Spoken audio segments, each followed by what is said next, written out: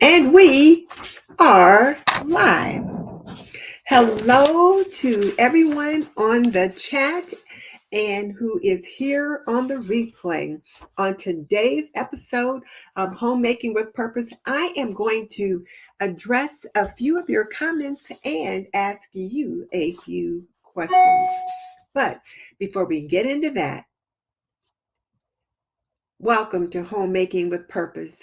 I am Denise Jordan, your host, and we bring to you the best ideas, information, and interviews for today's homemaker. And this episode of Homemaking with Purpose is brought to you by Apron Diva. Pretty and practical, we believe that an apron can be a homemaker's best accessory. So visit us at www.aprondiva.com, and you can see here our fall favorite is still the apron we call Grace, which has this nice little thank you wreath on it. We're also selling quickly out of these the featured apron, which is the trick or treats. We just have a few of those left.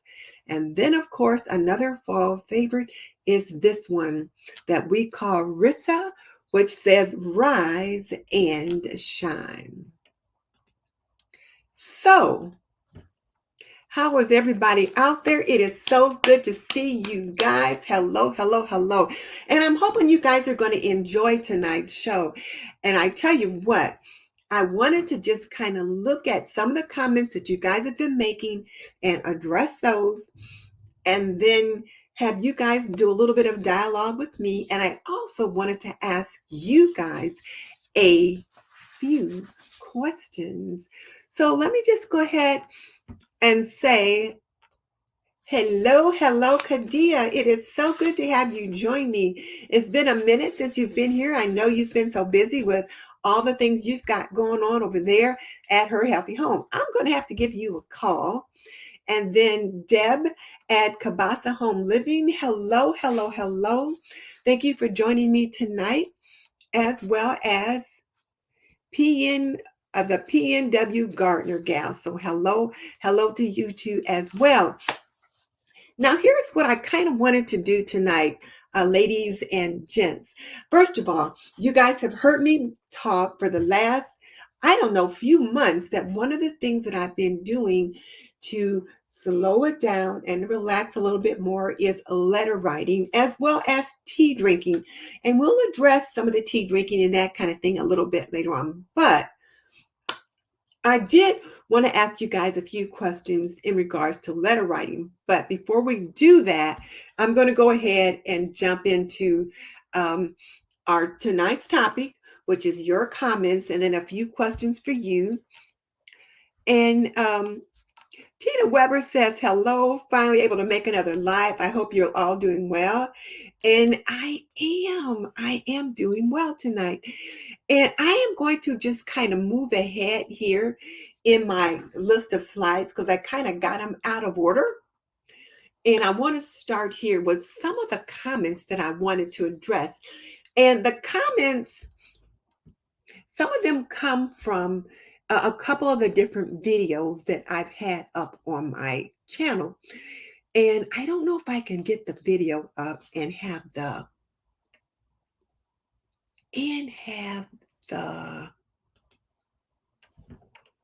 question up at the same time. Let me give that a try and see if I can. We'll just see how that works out. We'll just see. So the first question that I wanted to address was the one dealing with tea time. And this is from Deb Whitmore. And she says, I have such fond memories of tea time with my grandmother-in-law several evenings a week for over 20 years. And that particular comment came from my video where I was romanticizing my life. Excited. You guys know I didn't want to do that. But I was romanticizing my life I don't think I'm going to be able to do what I was going to try. I'm going to mess a few things up. So I'm just going to stay right here. But it was from the video Romanticizing My Life with my new teapot, and why I think you ought to romanticize your life. And Deb, I was just so struck by you when you said you have such fond memories of tea time with your grandmother-in-law several evenings a week for over 20 years. So imagine the legacy that she has left for you of those nice memories, but also providing the time where you can just kind of relax and just slow it kind of down. So yes, how very nice that you have that. Hey, Vicky from California. And then the Gardner gal said she loves her tea time. And I do too. And that's why one of the things that I had suggested when I was doing the video on romanticizing my life with my new tea maker was exploring new teas for the month of September. And on my community tab, either yesterday or today, I posted a picture of a tea that I had, and it was the pomegranate fruit tea. And oh my goodness, was it ever delicious? And my husband and I have really been enjoying it so much. So now, what does it mean to romanticize your life again? It's to engage in a little self-care. It's just kind of taking care of yourself just a little bit and exploring some things to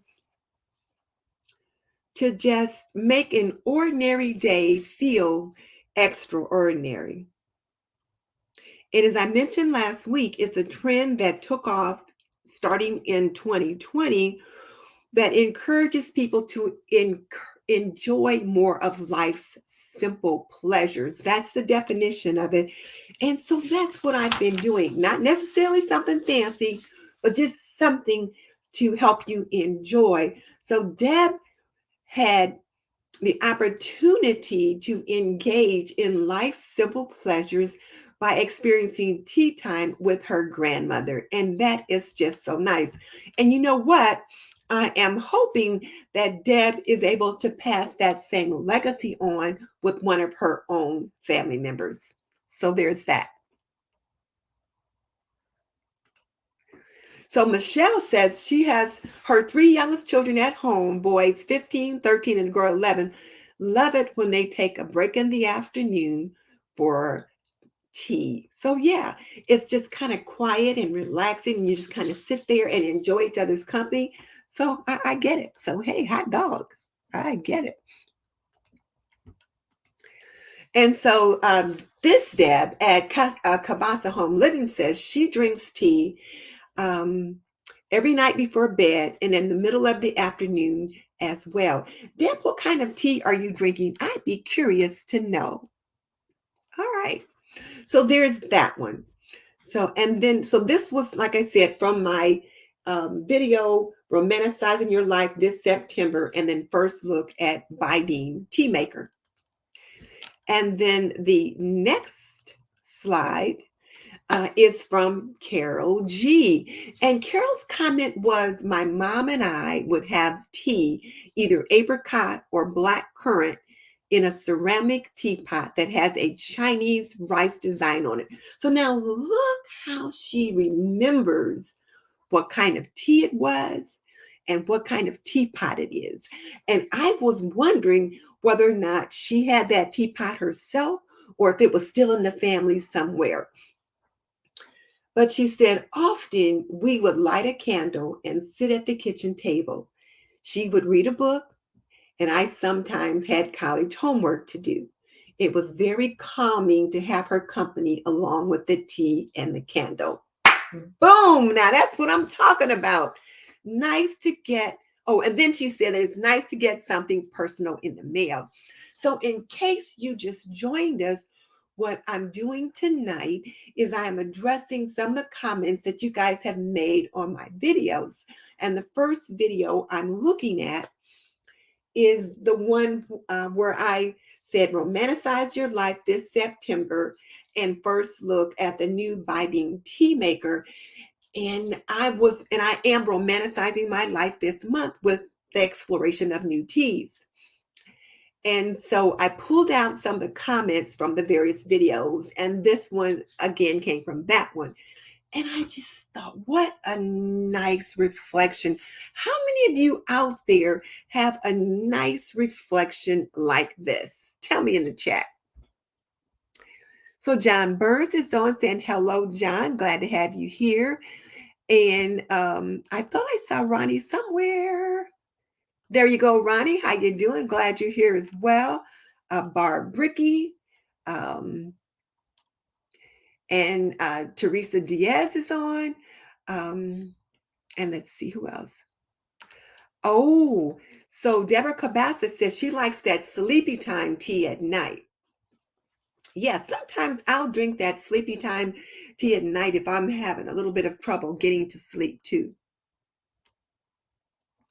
So hello to you guys. So Ronnie says not every day, but her granddaughter and she enjoys tea time. My granddaughter will take our teacups and plates from the china cabinet and oh my goodness, and put cookies on a special tray for us to enjoy. That is such a nice memory for your granddaughter, Ronnie. I mean, just imagine she's going to be like, oh, I'm sorry, I didn't mean to do that, but she's going to be like, let me get you off the screen because I'm advancing things and I did not mean to do that. She's going to be like Carol G, where she's going to remember, she's going to look back and remember having tea time with you and the special tea plates and cups and the cookies. So how nice is that? And when I was preparing this information for tonight, I remembered I've got a video clip when my mom was with me and my sister came over and brought her little granddaughter, Zaria. Zaria must have been about 4 at the time. And she said, let's play tea party. And she got out the various little teacups and teapots. And she was like serving tea to Granny and to all of us. I'll have to get that video clip out and send it to her mom so her mom can share it with her, because what a nice legacy that we have that video of Zaria and all of us, because I was in it, my sister was in it, and we were having a tea party with Granny. So yes, so Ronnie, your granddaughter is so lucky. Now, Kadia, let me just ask you, how often do you play tea party with your little lady and your little one, your little guy? Just curious. So Vicky says, tea time over Bible study with family and friends always comforts her soul. I can get behind that as well. And then nighttime tea is a joy. And she drinks that on some nights, especially on rainy nights. Can just really kind of help you to relax. Dawn T, how you doing? It's so good to have you back. She says she has tea every afternoon with a little treat. It's a nice break in her day. And I have to tell you, I made the pomegranate tea today, the pomegranate and fruit tree, pomegranate and fruit tea for myself for breakfast this morning because my husband had gone fishing. So I just made a pot of tea for myself. He missed out. But I was disappointed that there was no more banana bread to have with it. The banana bread that I made the other day is gone. So I have to make something again in the morning because, number one, he really enjoyed it. But it was so nice having that little sweet with the tea. So I'll have to make something else with that because, yes. And then this afternoon, when I was working on some other work at the table, I was thinking it would be so nice to have a treat, and I didn't. So I just toasted some raisin bread and had that with a little butter. But yeah, that you got the right idea. And so Deb Cabasa says that her mother showed her and her sisters how to have tea time. And she learned that from her mother. Oh, Deb, see what a nice legacy you already have. Your mom learned to have tea time with her daughters from her mom, and then she passed that legacy on to you, and then hopefully you and your sisters will pass that legacy on to your daughters or granddaughters, and even your sons and your grandsons. So yeah, so hello. Deb says a lot of her videos are tea party. Hey, I'm not mad at you. So, you know what? Kadia says her daughter actually makes her own tea. She gets out a spoon and puts the jars in front of her, chamomile, hibiscus, or mint, and then her little lady will make her own teas. And I forgot about that, or I forgot about a memory that I just had. But my granddaughter, Morgan, my little granddaughter, Morgan, who's 10 now, but when she was 8, she would make her own tea. She would go outside and pick some mint leaves or some other little herbs from the garden and make a tea, which totally surprised me. But yeah, so she didn't learn that from me. She got that from her dad or from her mom or her other granny in Georgia, because when they came here for a visit and Justin said, well, Morgan can make tea, let her show you. I was surprised when she went outside and picked some greens from the garden, some herbs to make her own tea. So there's that. Teresa says tea fixes everything. Tea is quite civilized and it can heal a lot of hearts and a lot of uncomfortable times and healing times is spent over tea. So yeah. So she says Melanie is 4 and Melanie loves red tea. Okay. Little hibiscus maybe. So Tina Weber says she's not a fan of tea and really wants an alternative drink. She can't get over drinking flowers, so floral teas are not what she's looking for. What would I suggest? You know what? If you're looking for an alternative to teas, I would try lemonade. I really like lemonade, and even warm lemonade in the winter time or in the fall when it's cooler. Warm lemonade can be so refreshing. And then there's probably other drinks you can make with that. Kadia, do you have any suggestions for Tina Weber? She doesn't really like teas, but like some other drinks. So if you got some suggestions, let her know. And then Deb says, yes, her daughter comes over to have tea with her. And India Princessa vlogs as a young wife to be. It's so inviting. And oh my goodness, thank you. She said it's inviting and stimulating to find this type of godly, wifely living. Her mother and father, and she has tea time when she goes to visit. So you are quite welcome. I'm so glad that you're finding this information good. But yeah, warm lemonade is so relaxing, just really so relaxing. Vicky said she's never had warm lemonade. Yeah, Vicky, it really is good. Just try warming it up and put it in a teacup, not a glass, but warm it up and put it in a teacup, and then you just kind of sit and you sip it, and it's wonderful. All right, so now let me see what is next. All right, so before we go to this next topic, I'm going to back way up and ask you guys a couple of questions. So you guys have heard me talk about wanting to, about writing letters and relaxing and writing letters. And one of the things that I find so nice about writing letters, first of all, is I get to share what's going on in my life with my family and friends. And then when they write back, I get to find out what's going on with them. But it also helps me to maintain a connection with them. So let me ask those of you out there, and right now I'm speaking specifically to those of you that might be an empty nester. I know there's a few of you out there, meaning that your children have grown up and maybe they're all the way at college or they're out on their own, or like myself and my husband, we've got children who's got children and we've got grandchildren and they live in other states and we want to continue that connection. So I want to ask you this. If you wanted to write letters to maintain connection with family members, what would be your biggest challenge? And I'm looking specifically for answers from my empty nesters. You can all answer, but for my empty nesters, put an in your message. So, what would be your biggest challenge when it comes to writing letters to maintain connection with family members?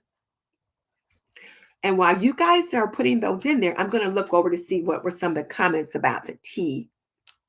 So Kadia suggests to Tina to try teas with fruits like berries, mints, lemongrass, or other nice tasting plants. So yeah, lemongrass, that's a good one because it gives you a nice lemony flavor, lemon balm, and then of course berries. So thank you, Kadia, for helping Tina Weber out with that answer. And then Michelle Nelson says a smidge of lavender in warm lemonade is delightful. I've not tried that. And I've got some lavender growing in my backyard. So I'll just have to check that out. And so Tina's thinking maybe some warm lemonade.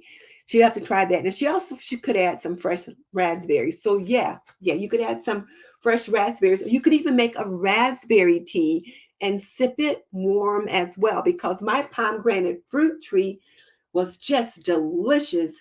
And I just sipped on it just kind of quietly. And then Deb says her favorite tea is cinnamon sticks with cloves and anise. Ooh, I'll have to try that. Kadia, I'm going to have to call you because I wanted to tell you about some of the things that I saw in this little recipe book that came with this tea maker. So I'll give you a call. Maybe I'll call you when the show's over. Okay, so now the people are supposed to be answering this question. If you wanted to write letters to maintain connection with family members, what would be your biggest challenge? And I'm primarily looking for answers from my empty nesters, but everyone can answer. But from my empty nesters, put an EN at the end so that I know that that's you. So Mary says, I would wonder if they would even respond to my letter.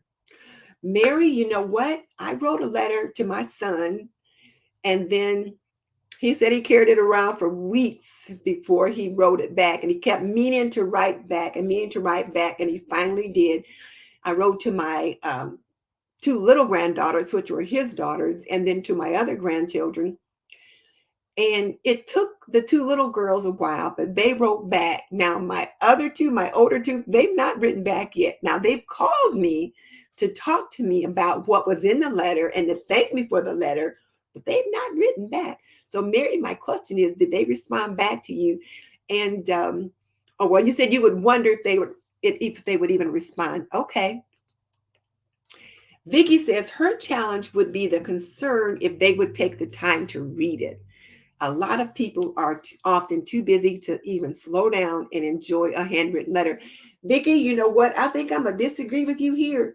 I think if they got a handwritten letter from mama or grandma, I think they would be like, wow, mom wrote me a letter. I think they would be so surprised that they would definitely sit down and read it. Now, whether or not they would write back is the question, which is, what I'm kind of curious about myself. So Kadia says probably the time aspect and getting them to write back. So several people have had that same concern about getting them to write back. Hey, Walter, hello. It is so good to see you. I'm surprised you're here because I'm thinking you have your own live show on Wednesday, but it is glad to have you here. Guys, this is my personal live stream mentor, Walter Strong III, and he calls me the YouTube auntie. So he always calls me Auntie Denise, and I appreciate him jumping on. We're talking about letter writing at this particular point in time. And I'm asking my empty nesters out there if they wanted to maintain connection with family members by writing letters, what would be their biggest challenge? And so they're replying to that right now. So India Princess says she's looking to the empty nesters comments as her parents are very emotional about how they're soon going to be an empty nester. And she jokingly laughed, but oh no, India, trust me, it's a real thing. When you're an empty nester, all of a sudden it's a transition in life. And there's some different challenges that go along with that. So Deb says she writes letters to the mother, to her mom. Her mom loves it. And she also writes, and her children also write to their grandmother. There is no challenge because they also write back. Okay, so no challenge in that regard. And let's see. India says she's probably the age of my children, would definitely write her grandmother or mommy back immediately. Okay. So Deb says her family lives in, wait a minute, I missed it. Deb says her family lives in Puerto Rico. So it's always a good feeling to receive letters from family members. And then Mary Beth says it is important that they write a letter back, or is it more to just communicate? Maybe they would text or email back. She's a recent empty nester. Now, that is a good question, Mary Beth. But now here's the thing. Letters do something that text and email does not. A letter leaves a history. It leaves a legacy of what was going on in that person's life. Letters are something that you save and you put aside. Maybe you put them in a box and then you take them out and you read them later. And it's a little bit more difficult to do that with a text or an email. But yes, it is important that they write back, and it is just as important that they communicate. But if you're an empty nester and you want to maintain that communication and leave a legacy, probably letter writing is going to be simpler to do or easier to leave that legacy. Now, getting them to answer back is going to be the thing. So Studio 2B is an empty nester, and she says everybody she writes to calls her back because my older family members say their handwriting is bad. The younger ones call because they say it's faster. I get it. I know. Okay, so there's your challenge as well. All right. And Leona is on, let's see. Leona says letter writing is fun when it's a two-way street. She used to write letters to friends, but it seems to be a lost art. Everyone wants to text. And she's right. People want to text or email, but those things get lost in cyberspace. So there's that.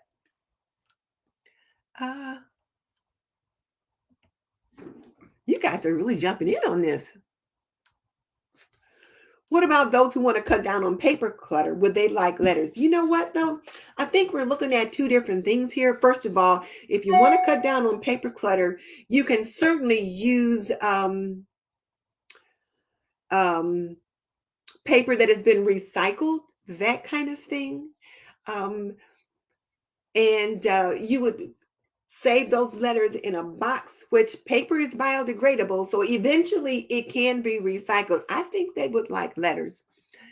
John T says, I live away from my family and find my younger nieces and nephews would rather text than write letters. And then my older relatives answer letters by writing back. Yeah. Okay. Deb says letters are something you can keep for a long time. And when your children grow up, they will see those letters in there and remember back to those days when they wrote it. Yeah. Yeah, I've got several. Well, I got some new ones from my grandchildren, my granddaughters, and they even sent pictures in them. I was so glad. So Linda says her dad wrote letters to her sons until he passed away in 2019.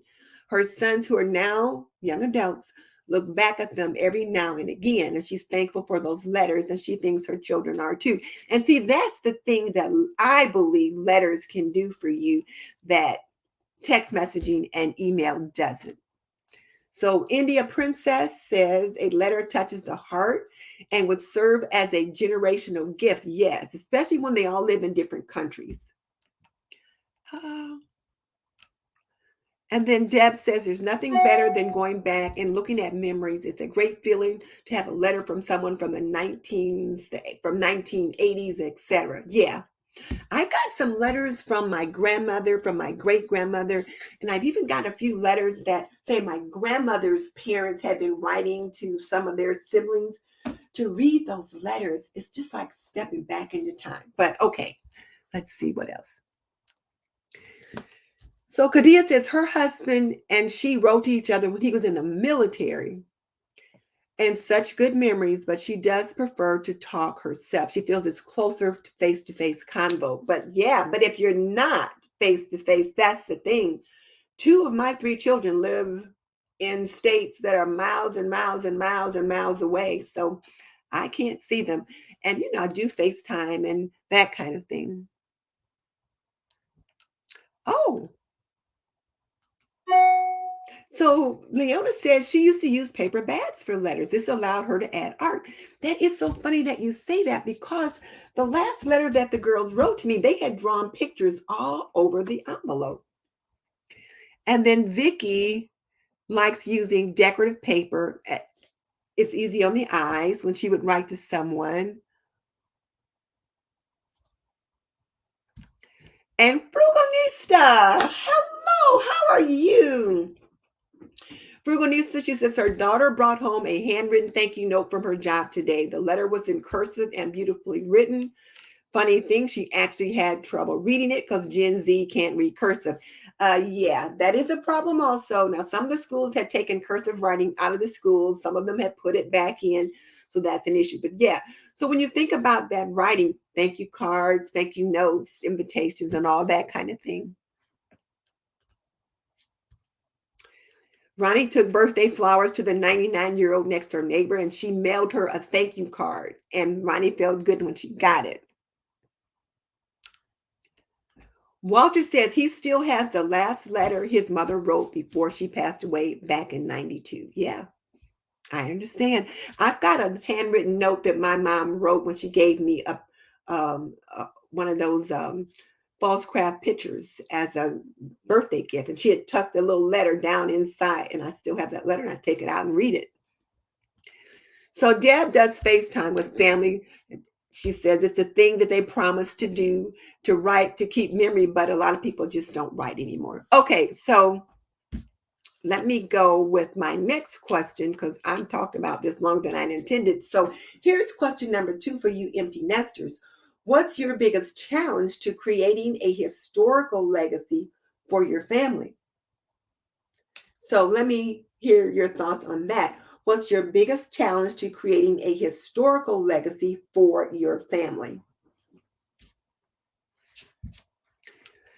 So while you're thinking about that, Vicki says it's sad younger generations cannot read cursive handwriting. And some of the schools have put that back in so they can learn to read that again. Leona says she loves cursive writing, and remember how exciting it was to be able to write in cursive. You learned how to write in cursive in 4th grade. It was when they started teaching you that skill, and people would work on penmanship. Well, that's not done quite as much anymore. And yes, dear.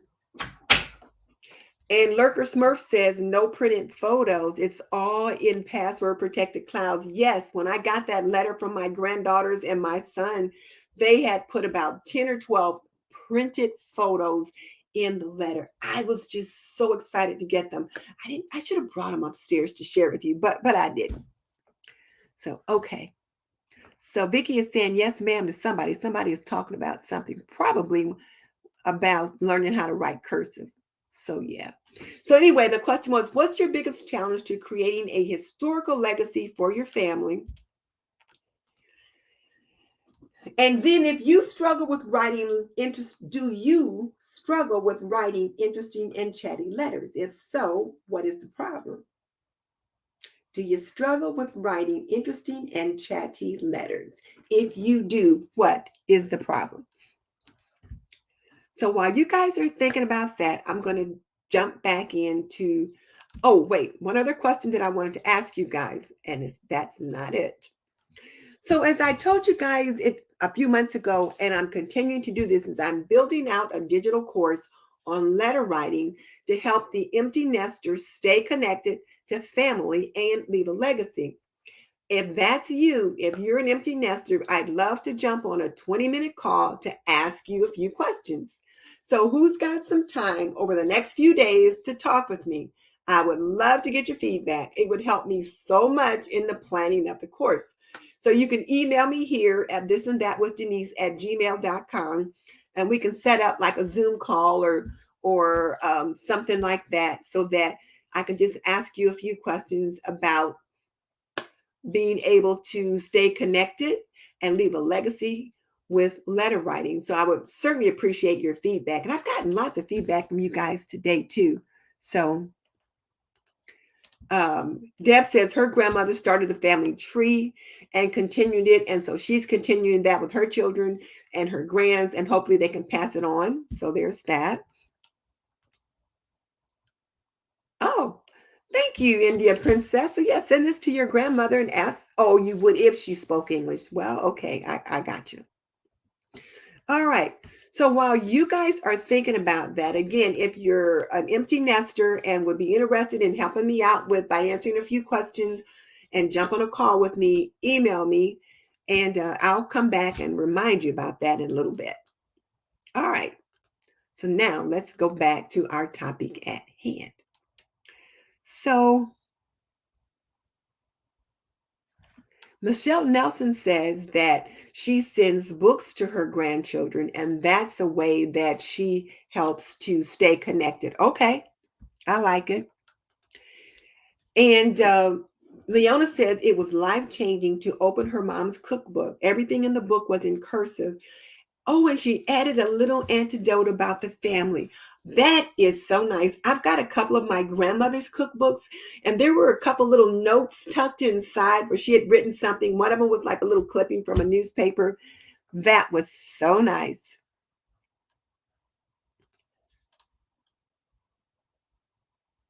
So Linda says, interesting letters challenge. Um, She says, do I dive right in on happenings with my life or first ask about the recipient and host and then writing back? I think, Linda, what you want to do once you do your greeting, you want to, ask them how they're doing, that kind of thing. But then dive right into what's going on with you. Let them know what's happening in your life.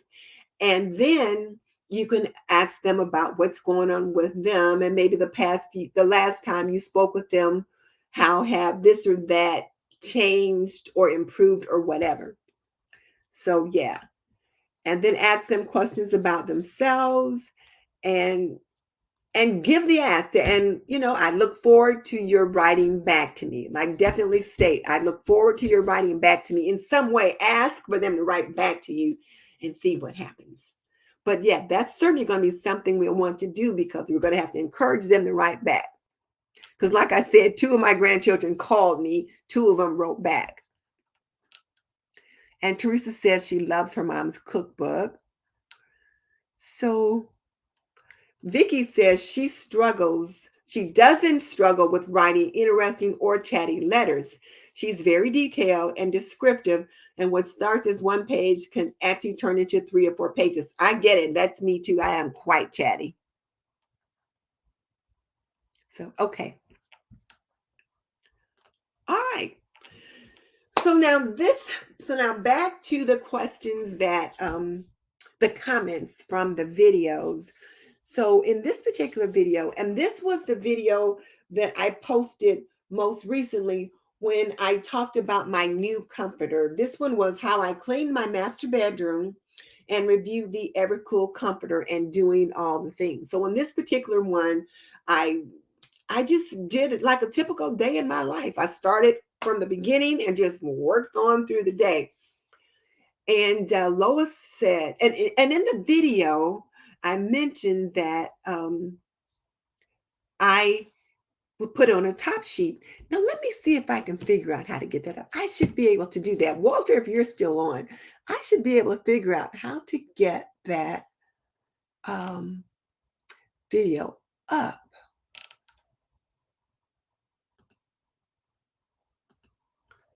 So I'm going to share the screen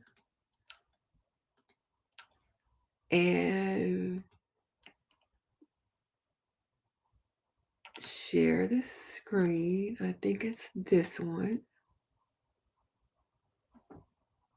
Or is it this one?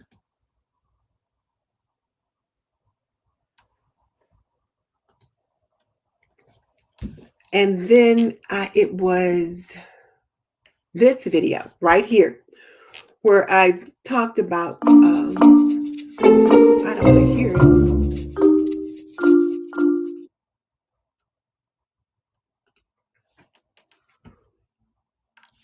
So now let me make sure you guys can see what I'm seeing.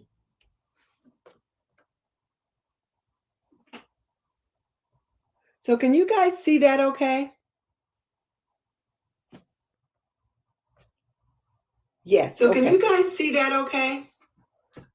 Let me get that turned down. Okay. So I see now that you guys can see the screen. And so in this particular video, I was just kind of going through my everyday life. So I was just making the bed, and then I was dusting. So this was part of my weekly home blessing where I was dusting and then cleaning and that kind of thing, and just doing all the things. And I just went from one thing to the next. And again, changing out this comforter, and I put on a top sheet in here. And I mentioned in here that I'm old school and that I always put on a top sheet when I am making the bed. And so Lois Campbell said she hasn't bothered to use a top sheet for the past year and finds that she really prefers sleeping that way. Besides, now that makes making the bed a breeze. And you know, my daughter, she never uses a top sheet. So, of course, because she doesn't, her kids, they don't use top sheets. But I still always put on a top sheet. But when I'm getting hot, I'm kicking everything off. So let's see what a couple of comments are. So Lurker Smurf says top sheets keep the blanket or comforter from getting dirty. She uses them. Well, not only that, but I never liked the scratchiness of the blanket or the spread.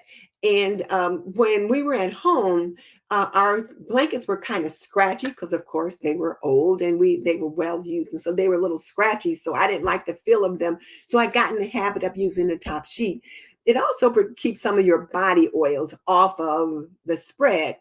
So I always use the top sheet. So Lurker Smurf, we're old school, just like each other. Um, and then, oh, that's okay. So let's see.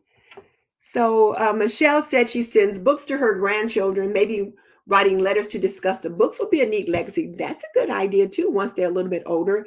And they may have to write by drawing pictures. So yeah, that's a good idea. And Michelle, it's okay. I get it. When I'm reading it, sometimes when I'm reading through it, I misread or whatever, but you're good. But Leona says so many young people don't use top sheets, and she's right. Whenever I go out to visit my daughter and I make the bed, I always put the top sheet on and, you know, pull everything back like I do at home. But they kick those top sheets aside. Uh, So Michelle says they use a top sheet. Sometimes they use two because she tends to roll up in the sheet when she gets cold, taking it from her husband. I tell you what, I tend to have the top sheet on, and I'm the one that's like, when I do get cold, I'm pulling it over to get it on top of me. But when I'm hot, I'm like kicking it off and throwing it halfway across the room. So flipping and flopping like a fish, so to speak. So there's that.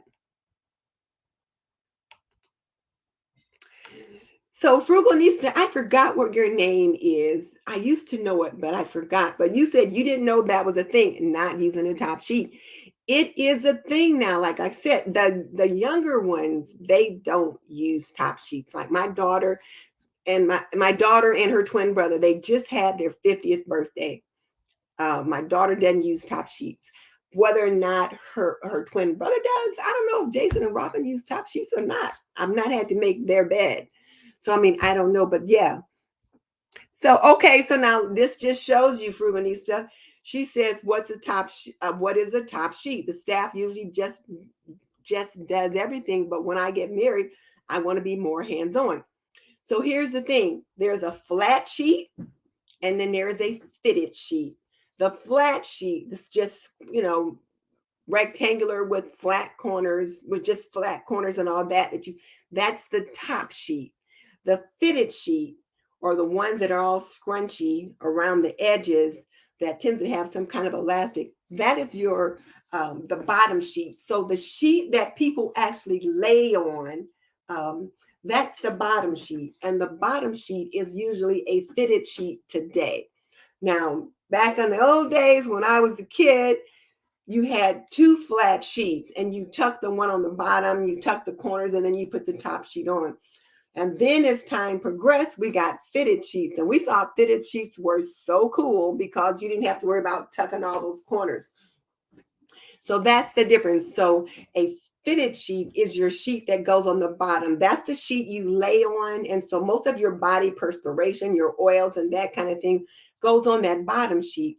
The top sheet is the sheet that goes on top of your body. So when you pull the covers back, like if you're at a hotel or something like that, or if you're at a place where they use top sheets, there's a sheet that's between you and the spread. So you just have to decide what you and your hubby choose to do. So Studio 2B always uses a top sheet. That's what she sleeps under. And me too. I sleep under the top sheet. It just makes the bed feel more finished. And I'm going to show you again. Let me just go back for a second. Now I have to try to figure out how to do that. So Walter, you're going to laugh at me because I struggle so with trying to do this. So you can see here, India Princess, the sheet that I'm pointing to right here, that's the bottom sheet, and that's the fitted sheet. The sheet that's here on top between the sheet that I'm laying on, I will lie on, and the sheet between the comforter and my body, that's the top sheet. And if you come here, and you see this picture here, again, you can see the fitted sheet is right there and it's pulled around the corners, but you can't see the top sheet now because I don't have it over me. I just have this over me right there. But when I'm putting it on the bed, right there, I'm pulling the bottom sheet or the fitted sheet on right there. And then once I get it pulled all the way around, I'm tucking in the top sheet. And I can just kind of fold it underneath the blanket to give it a nice little cuff.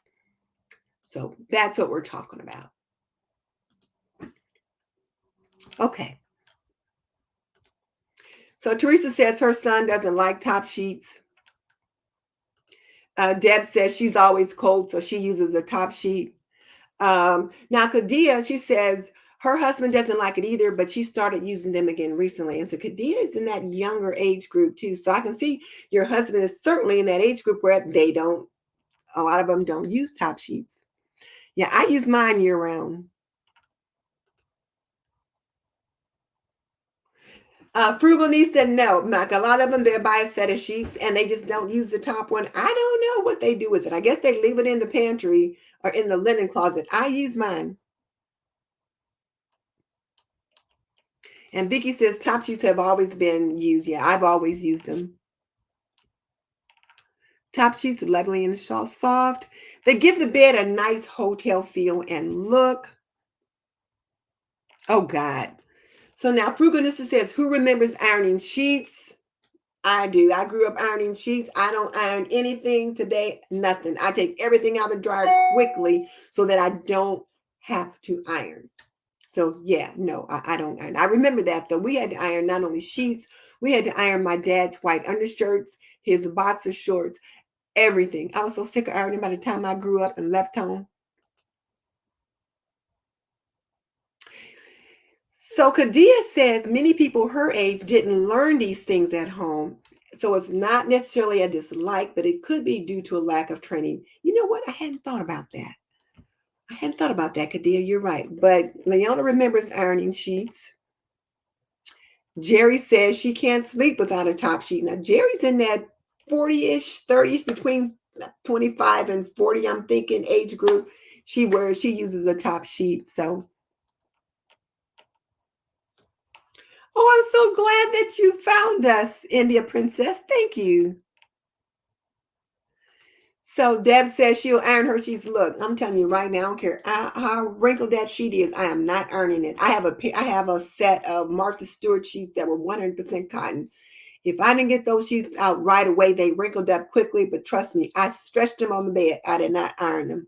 I might put them back in the dryer and knock a few wrinkles out. So now here you go, India Princess. You don't have to go to Amazon to order top sheets. When you order a set of sheets, you get two. You get a bottom and a top in the set. When you order sheets, they come two in a set, top and bottom. You don't have to order it specifically. They just come that way. I do. I make beds with hospital corners because I'm a retired nurse and that's how I learned to make beds. Oh, Ronnie says she irons all her sheets. Well, more power to you. I'm not ironing a thing. Hey, Deb, how are you? You missed it when I gave one of your comments. Deb says she irons sheets. And Frugalista says her grandmother taught her to iron sheets. And she didn't play. She says that's why she doesn't iron them today. I'm with you. I do not iron sheets. No, no, no, no, no. And Teresa likes top sheets. So let me just back up for a second because I might have missed. Okay. So Wildflowers on the same video where I was making the bed and trying to comfort her, she says she will have to try the comforter because she always sleeps hot and ends up kicking off the sheets. That's what I do too. I end up kicking off the top sheets because I'm hot, and it does help me sleep cooler. So it really does. And then Terry Ruiz says a glimpse into a typical Denise Jordan day as hers begins. And so what Terry was talking about was I was just going through so many things. And yeah, that's what I do. I just go from one to the other until I'm done for the day. I'm like the Energizer Bunny, but once I stop, I'm exhausted. And then Yolanda Morales said that I remind her of a woman of the 50s and 60s that would do their own housekeeping. Well, now that I'm home all the time, I focus more on my house than I used to because I've got more time to do that. And yes, I do my own housekeeping. And then Leona was so funny. I had to laugh when I saw her comment because she said she got exhausted just watching me. I thought that was hilarious. Now, Deb says she doesn't tuck her top sheet in because she likes to have her feet out. And whereas I will tuck the top sheet in sometimes if it gets real hot, my husband will like pull the sheet up from the bottom so he can have his feet out. So yeah, he likes to do that sometimes too. And then Vicky likes to have her feet out too. Luann says she loves iron sheets, but she doesn't do it. You might be able to get some iron sheets when you sleep at a hotel. Kim, I like top sheets as well. So yeah. And this was a different video. Okay, so now that was the video in regards to the making the bed and just doing all the things in the house. And I went from bed making, I did a little cleaning, and I worked on the butternut squash and the whole 9 yards. So now the next video that I addressed was the one where me and Leona were cooking. We did a channel raid. So I was on Cooking Live at 9 o'clock and I made a chicken stew. And then I was off by 10. And then we all jumped over and went to Leona's channel and we watched her cook. And then she made a couple different things and it was so much fun. And then we jumped off from our cooking show and went over to watch Walter's show. So I don't know if Walter's still here or not, but it was like I was first, Leona was second, then she and I both went over and jumped over to Walter's channel. And so Christina J said this was so much fun. She watched it on replay while she was making food to take to her parents. And me and Leona kept her company and she learned a few new recipes in the process. She said she loved to see us ladies do more of these. And we already have one planned. We haven't set the date, but we're already planning for another Cooking Diva duo where I cook and then we go over and raid her channel and go over there. It was really a lot of fun. And I have to tell you what, I had to do a practice run through on Instagram one night. And I did a live on Instagram to practice. And so they gave me a lot of tips on what I needed to do to hurry up because I knew I only had like 55 minutes to get this meal done because I had to be off in time so people could jump over and get to Leona. I was booking it, trying to get it done, but it was a lot of fun.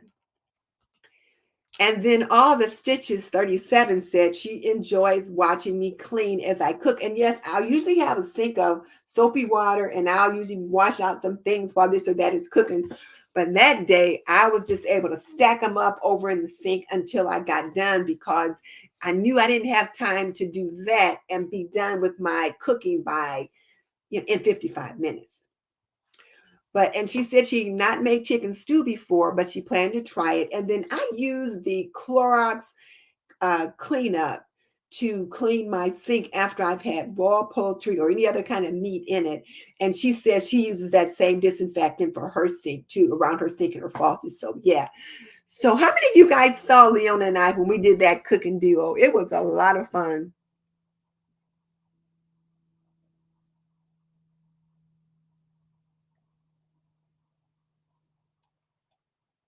Okay, let's see. So India's princess is talking to Kadia. And let's see.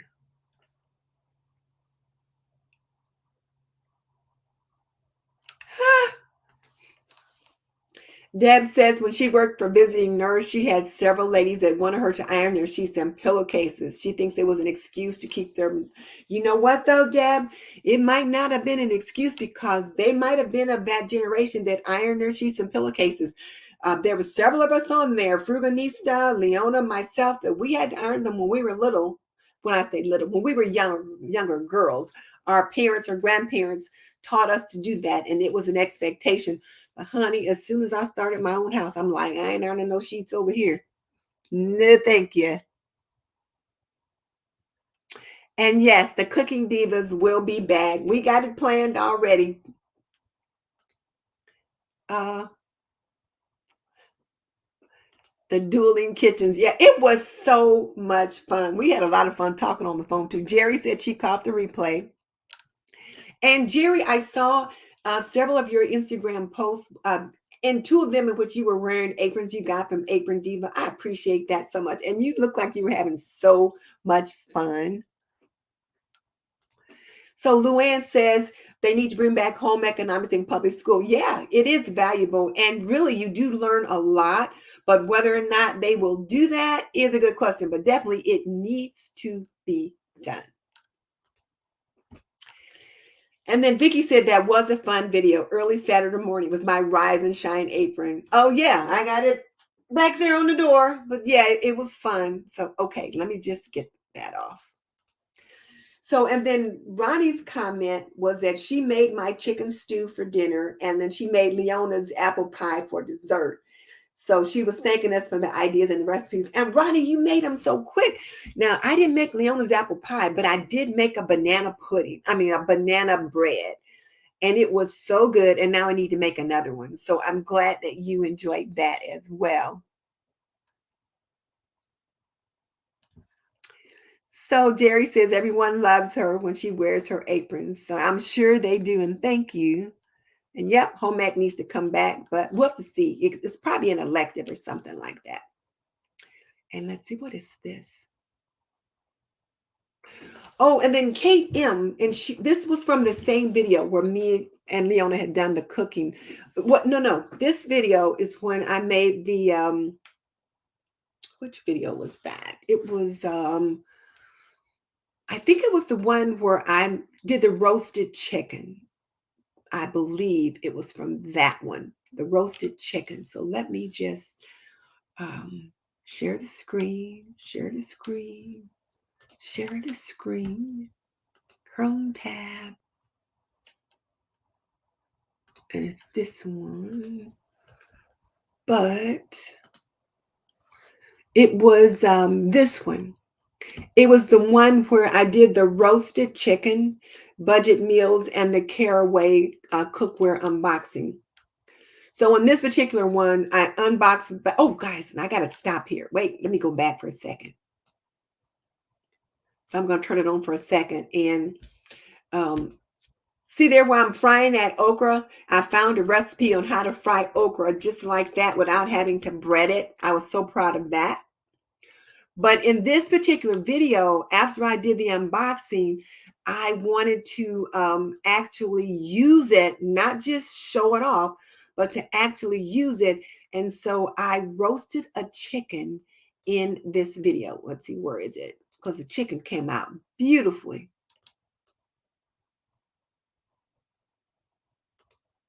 There's that chicken right there. Oh, it turned out so nice. And then I talked about cutting the chicken in half and using it for a couple different meals. Didn't that chicken look great? So I'm going to stop sharing now, come back over here. And so that was where that last comment came from, was when she talked about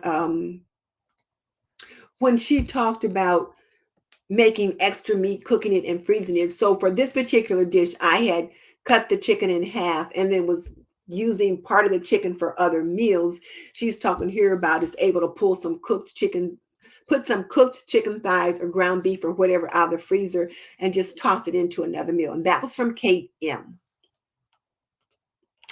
And then Sharon Jones, this was back on the video that I did with Leona, where she said she made a similar stew, and she calls it Thanksgiving stew. She would add diced sweet potatoes, poultry seasoning, or sage, and then it tastes like Thanksgiving in a bowl. And she also uses leftover rotisserie chicken and cooks everything in her Instant Pot, one of her favorites. So I was like, boom, Thanksgiving stew. I'm making it. Because I was thinking a turkey breast, diced sweet potatoes, and other things that I would typically have with my Thanksgiving dinner, but make it into a stew. I'm making it. You guys just look for the video because it is coming. Thanksgiving in a bowl. Let's see what you guys are saying. So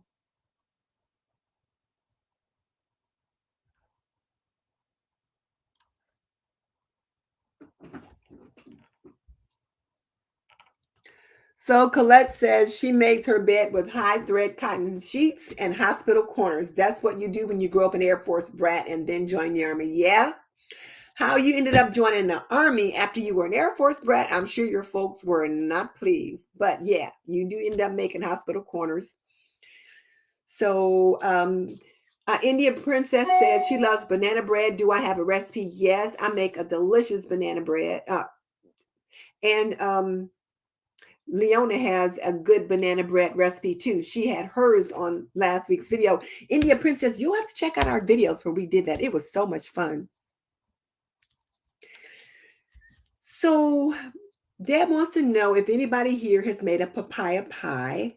She says you make it the same way as you do an apple pie. It's her grandmother's recipe, but do you put some other ingredients in it that they use? I don't know anything about a papaya pie. I don't think papaya is something I like.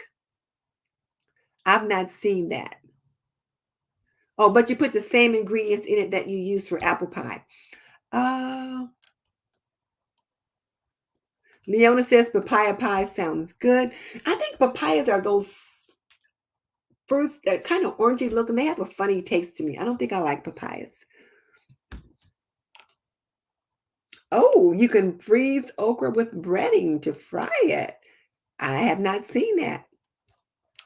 Oh, Leona's an Army brat too. Okay.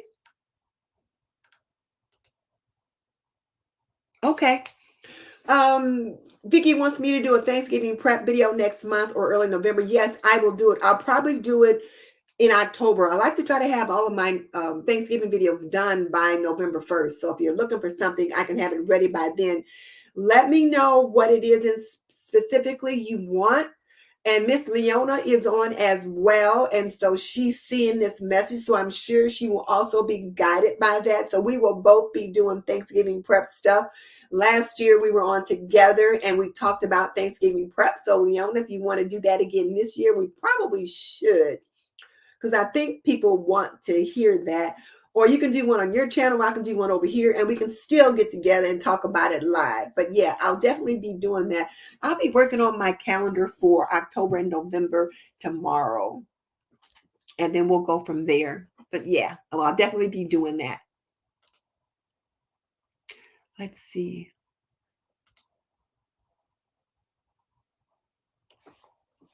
Oh, you know what? No, Fruganista, you're gonna have to tell me your name again because I have forgotten, and I know it's not Fruganista. But what is your name? But I'm glad you said you watched the video, and it's good to know the pretty cookware cooks well. Also, I love it, and Leona has used it as well, and she can speak for herself. But I believe she likes it. But I love the Caraway cookware. Now, here's the thing. I watched a couple of videos where people said they didn't like it. At least I didn't watch them. I saw the titles and I didn't have time to watch them. I probably should. But what I'm thinking is if you follow the instructions, I can't imagine why they wouldn't like it. I make a point to use it every day. I've tried cooking it in all the different ways that I cook because when I talk to you guys about it, I wanted to be able to give an honest opinion. I love it. The only thing I don't like is they sent me gray and I wanted the sage green or the mustard yellow. Oh, the mustard yellow. But by the time they approached me, the mustard yellow was gone. And then the sage green I ordered in. And so how or another, they got my address mixed up and it went to some Denise in Florida. And so by the time they were able to send me a set, I got the gray, which is a nice neutral color and goes with everything. My husband really likes it. He said, like, that color goes with everything. So whatever color I paint my kitchen, it works. But it really is very nice. You just follow the directions, watch it like they say watch it. You know, it says to put it on the stove, heat it up, let it heat for about 90 seconds, add your oil or whatever. You don't need to add a lot of oil to it. Just wash it with soap and water. And I don't see what the problem is. And they also say you don't have to have the temperature up real high. Cook it medium to low. Well, I'm one of those folks used to having everything on high or medium high. So I have to remind myself to turn it down. If you're not paying attention, you can burn stuff up. I made some chicken and dumplings in my pot, and it was so good, make you want to smack your mama. I was like, they never turned out this good before. The only thing I can attribute to it is the pot, because I don't think I did anything different. So they do work really well. So they got some little minis out now that I would love to get, but they're not sending those out. So we'll see. But yeah. Uh, I think you guys are talking about something else, so I'm not sure what that is. But yeah, Thanksgiving stew, I'm gonna do it.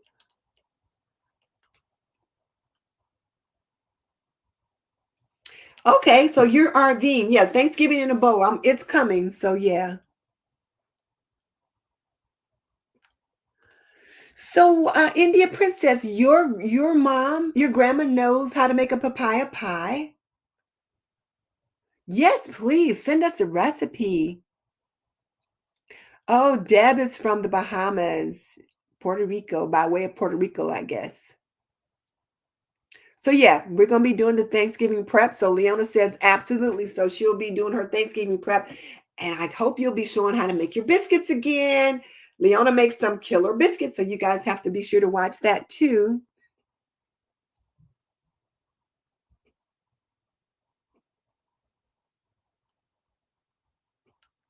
So Deb says she makes so many different types of pies for her family, and yeah, fruit desserts and all that. Yeah, okay. So there's all that good stuff. All right, so what's next? Because I'm starting to chatter too much. So I had a comment, I thought, by Deb, Deb Whitmore. I thought I did, and yeah, was it Deb Whitmore? Is she here tonight? Because I thought, oh, she's here, and I'm already past her comment. But is it Deb Whitmore with us tonight? I'm pretty sure I saw her name.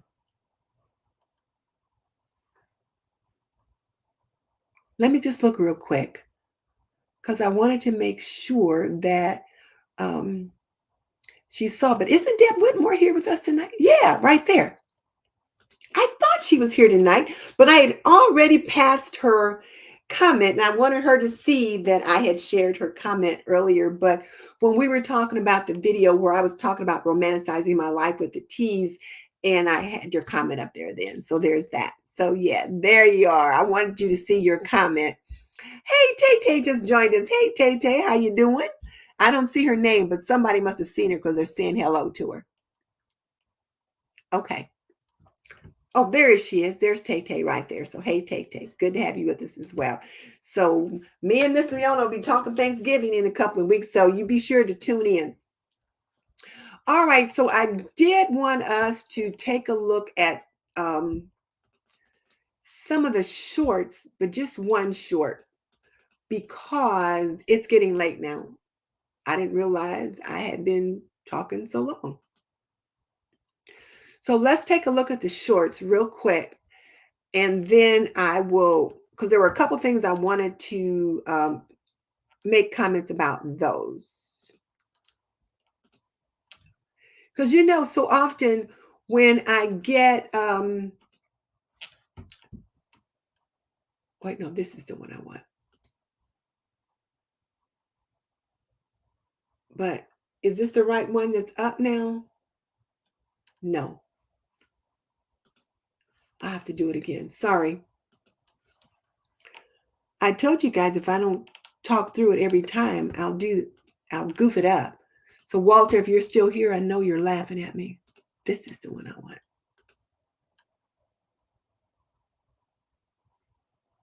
Okay, so you guys should be able to see this one. So on the shorts, which I've been doing a few shorts, and they've mostly all been about laundry or homemaking in some way. But this particular one was quite interesting, and it was about how to keep white shirts white. So I'm going to let you guys hear it real quick.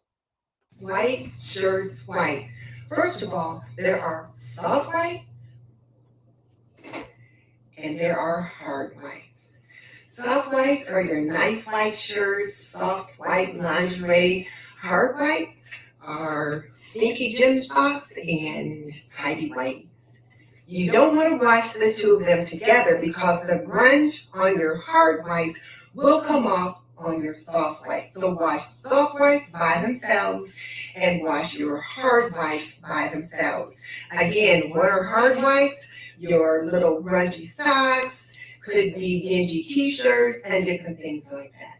We are back in the laundry lab, and today's topic is how to keep white shirts. And then we look at a couple of the comments. It was interesting because so many of the people said, well, first of all, one of the ladies said she ordered the mesh bags that I recommended in another video. And I talked about putting your delicates and things like that in a mesh bag to help wash them and so they don't get messed up or snagged. But a couple people said they didn't know that. And one lady said that they didn't have much soft whites, she didn't think, except for her husband's white button downs. So see, those are soft whites. Her husband's white button downs are soft whites. And then pre-wash the socks before adding them to t-shirts, etc. So let's see what she said. So she's pre-washed the white socks before adding, and maybe she should switch over to my method. And thankfully, her washer allows for different load sizes. Yes. And one person said that they didn't know why to separate the dirty whites from the less dirty whites in the washing machine. And but she did do it by hand washing. And then one person was saying that they couldn't figure out why their white whites were getting dingy. Well, that's why. You can't wash dirty whites with not so dirty whites and expect that grunge not to transfer. Do you take to how do you sort clothes? And then in this particular one, first of all, put your here's the mesh bags that I talked about. Wash bag. Put your undies in one and your bras in another, and you can drop them in the washing machine. And the reason why you do that is because the bras can snag on other things, and then your undies are usually a much more of a delicate fabric. Then sort your clothing according to whites, lights, colors, darks, and towels.